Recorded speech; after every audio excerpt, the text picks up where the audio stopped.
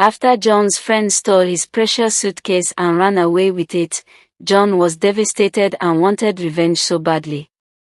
So he decided to spend an additional week at his friend's place, hoping he might return to his house to pick up a few items. But when all hopes were dashed, John left Lagos in the cover of night to another unknown destination. Now, since Evelyn's dad couldn't pay back his loan on time, most of his assets were confiscated by the bank, and this caused him to suffer a severe heart attack and passed away. A few months after Mr. Benson joined his ancestors, things were particularly rough for his family. Especially as another bank later took the only home they had left, claiming Mr. Benson was also owing the bank and had missed several payments.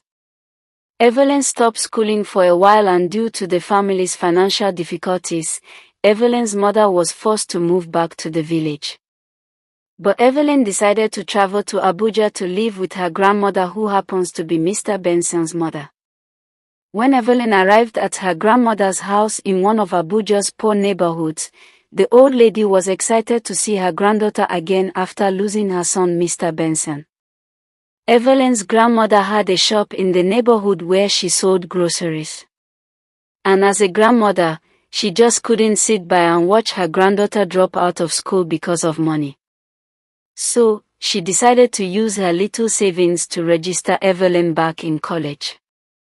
When Evelyn finished college, she got admission into the University of Lagos, where she met a friend called David.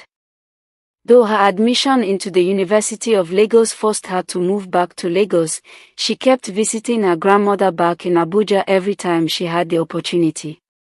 Also, life at the University of Lagos had its own challenges, but Evelyn kept moving forward with her studies. Meanwhile, Evelyn's new friend David was a very timid guy.